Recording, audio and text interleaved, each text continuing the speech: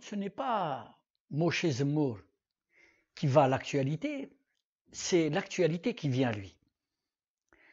Le discours de haine qu'il vomit à longueur d'émission lui est revenu à la figure comme un boomerang. En effet, un jeune écervelé des banlieues lui a rendu, à sa manière, la monnaie de sa pièce. Moshe Zemmour sème le vent de la discorde, et il en récolte les fruits. Nous allons voir ce qu'a déclaré Éric Moshe Zemmour lors d'une émission sur RTL au sujet de la nouvelle bataille d'Alger et de la reconquête des territoires perdus de la République, entre guillemets évidemment. Cette déclaration, il l'a faite en septembre 2016. Écoutons-le. Alors, je cite un autre passage. Il y a en France des centaines de Saint-Denis et de Molenbeek, ce qui fait référence justement à cette chronique. Voilà cette fameuse chronique. En début d'entretien. Pour l'instant, on confine l'armée dans un rôle scandaleux de gardiennage, de protection des édifices religieux, etc. Mais l'état-major de l'armée sait qu'un jour viendra où il devra reconquérir ces terres devenues étrangères sur notre propre sol. Le plan est déjà dans les cartons. Il a pour nom Opération Ronce. Il a été mis au point avec l'aide des spécialistes de l'armée israélienne. Quelles sont vos sources ? Quelqu'un très proche de l'état-major. Vous prétendez que l'armée française est prête à faire oui. quoi Un nettoyage. À faire du nettoyage? Oui. C'est la bataille d'Alger qui recommencera. C'est exact. Civil. Oui, nous sommes. Excusez-moi, sans mentionner vos sources, vous vous rendez compte? Attendez, c'est pas vous, journaliste, qui allez me demander à moi, journaliste, de citer mes sources. Je vous dis, je le tiens. Je le fais remarquer, c'est tout. C'est mon rôle. Je vous tiens de sources sûres, de gens très proches de l'état-major. Je n'ai pas donné ce nom Ronce en vain. Ils sont allés voir les spécialistes de l'armée israélienne et les Français qui m'ont expliqué ça m'ont dit que, comme ils avaient fait à Gaza, ils leur ont conseillé de faire la même chose. Ils leur ont expliqué comment il fallait faire, parce que les Israéliens sont des spécialistes, évidemment. Et donc, le plan français est prêt, parce que nous sommes dans une logique... Donc, au travers ces allégations mensongères de Moshe Zemmour, nous retenons d'abord que Moshe Zemmour est obnubilé par le sensationnel, dût-il pour cela mentir? 4 années sont passées depuis cette affirmation et pas l'ombre d'une opération Ronce ou d'une nouvelle bataille d'Alger, pas plus que d'une reconquête des territoires perdus de la République. Mais comme Zemmour n'en est pas à une contradiction près, ou à un mensonge près, on remarque que d'un côté, il affirme que, sur le ton de la confidence, que c'est une personne de l'état-major, une personne proche de l'état-major, qui lui aurait confié que, et quelques secondes plus tard, ça devient des gars, c'est-à-dire il passe du singulier au pluriel. Donc, pour reconquérir ces territoires perdus de la République, Moshe Zemmour affirme que des officiers de l'état-major de l'armée française ont été consultés des spécialistes de l'armée israélienne, qui leur ont conseillé de faire la même chose qu'à Gaza, et de conclure, l'armée française va faire du nettoyage, c'est la bataille d'Alger qui recommencera. Et je ferme les guillemets. Donc, cette intervention d'Éric Moshe Zemmour dans la première radio de France vise plusieurs objectifs à la fois. D'abord, pour bien appliquer l'adage « charité bien ordonnée commence par soi-même », il commence par faire la promotion de son livre, intitulé « Un quinquennat pour rien ». Puis, en bon agent sayanim qu'il est, il n'hésite pas à faire la promotion de l'armée israélienne, dont le blason a été terni depuis qu'elle a été humiliée par les partisans du Hezbollah libanais en 2006. Il n'hésite pas également à insinuer que l'armée israélienne est une référence, puisqu'elle a une plus grande expertise que celle de l'armée française.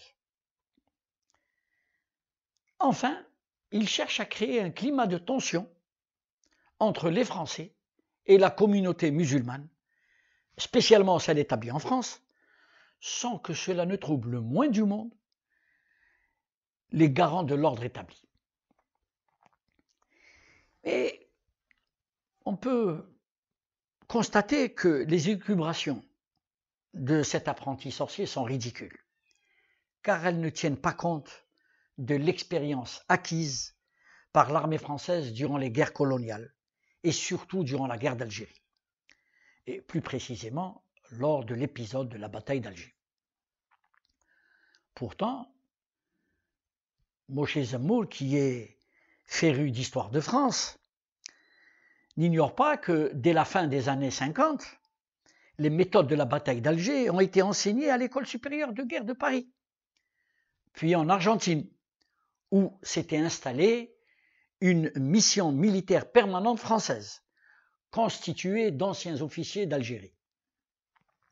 De même, il n'ignore pas qu'au début des années 1960, des experts français en lutte anti-subversive, dont le général Paulo Sarres, ont formé des officiers américains aux techniques de la guerre asymétriques ou subversives, qu'ils ont d'ailleurs appliquées au Sud-Vietnam. Moshe Zemmour n'ignore pas non plus la collaboration secrète qui a été établie entre le gouvernement de Valéry Giscard d'Estaing avec les dictatures de Pinochet et de Videla, dans le cadre du plan Condor, tel que cela a été révélé par l'enquête menée par Marie-Monique Robin sur les escadrons de la mort, l'école française. Alors, lorsque Moshe Zemmour vient avec ses gros sabots pour tenter de faire avaler la grosse couleuvre, selon laquelle des officiers de l'état-major de l'armée française ont été prendre des leçons auprès de l'armée israélienne, cela confine au grotesque et au ridicule. Nous avons montré dans une précédente vidéo que Moshe Zemmour était missionné par le Congrès juif mondial et le Bnei Brit, qui est structuré en 67 loges en France, pour enfumer les chrétiens de France dans le but de créer un conflit avec les Français de confession musulmane. D'ailleurs, il profite de l'audience que lui accorde ce média pour faire la promotion de l'armée israélienne et redorer son blason, terni depuis sa malheureuse expérience avec les partisans du Hezbollah. Le média, c'est RTL. Mais est-ce qu'il faudrait s'étonner de cette forfanterie de la part d'un Moshe Zemmour, qui, il ne faut pas l'oublier, est un Sayanim, c'est-à-dire un agent dormant du Mossad, au service d'Israël, et qui d'ailleurs crie sur tous les toits de France et de Navarre qu'il aime la France par-dessus tout. D'ailleurs, dans son émission du 8 mai 2020 sur CNews, voilà, nous y venons, dont le propriétaire n'est autre que Vincent Bolloré, descendant par la mère de la famille Goldschmidt, très importante famille juive originaire d'Allemagne, et dont le directeur général est un certain Serge Nadjar. Nadjar en arabe, ça veut dire le menuisier. Et donc, un autre Sayanim, comme vous pouvez le constater. On travaille en famille. Nous y voyons un Moshe Zemmour flatter la bonne gestion de l'épidémie par Israël. Jugez-en. En faisant une nouvelle fois la promotion d'Israël pour sa gestion du coronavirus, Moshe Zemmour se prend une nouvelle fois les pieds dans le tapis. En effet, Le Monde du 17 mai 2020, il décrit donc évidemment en Israël une situation plutôt catastrophique par rapport à ses voisins arabes et non pas européens. Alors, c'est Le Monde du 17 mai 2020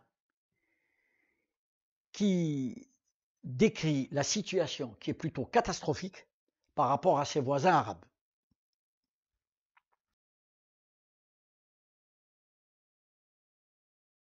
Alors, je cite Le Monde.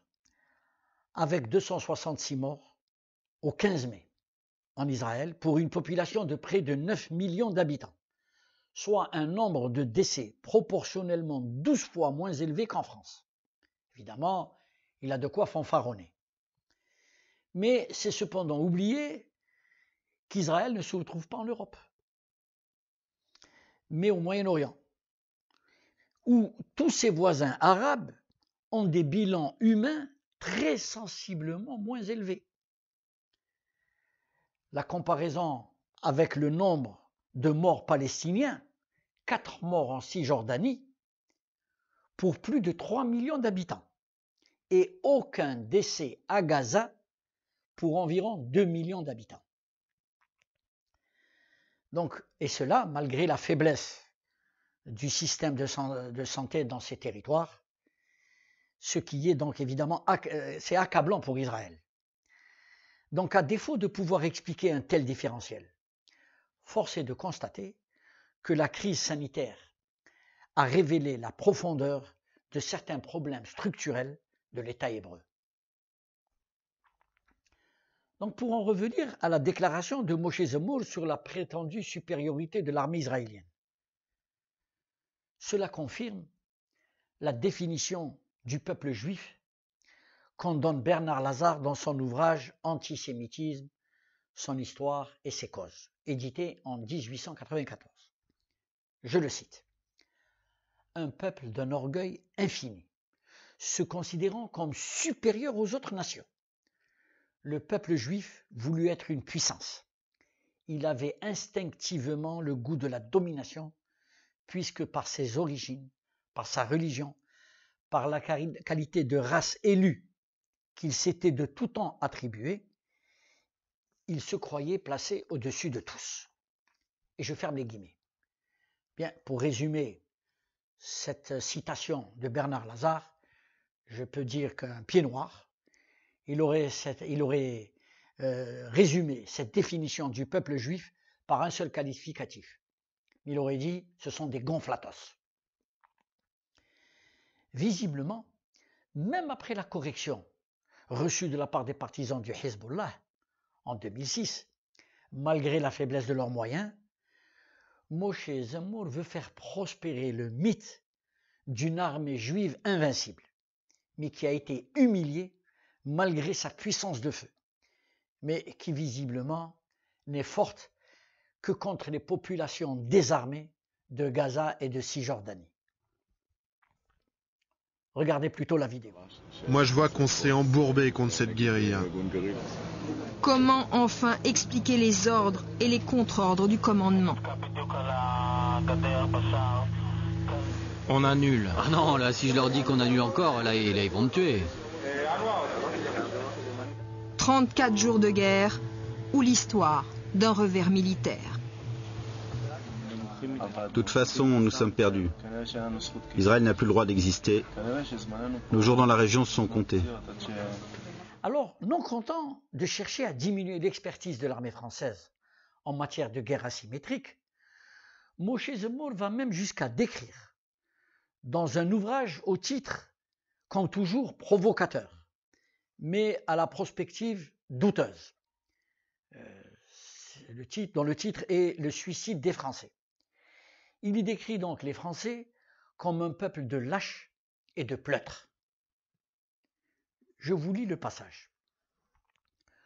Pour les Français, le train de l'histoire arrive peu à peu à son terminus. C'est fini. Il faut ramasser ses bagages et se préparer à descendre. Quand la Seine-Saint-Denis a commencé à pourrir, les Français de souche ont quitté la Seine-Saint-Denis transformée depuis en coupe-gorge. De la même manière, ils quittent Lille, Marseille, Roubaix et les quartiers nord de Paris. Progressivement, viendra le jour où changer de ville ne résoudra pas le problème. Il faudra alors s'écraser ou bien quitter le pays. Peu à peu, le Français de souche se fait remplacer et il est heureux. Donc les Français ont pu voir en ce début de mai 2020 un Moshe Zemmour pleutre l'échine courbée, accélérant le pas sous les insultes d'un jeune banlieusard.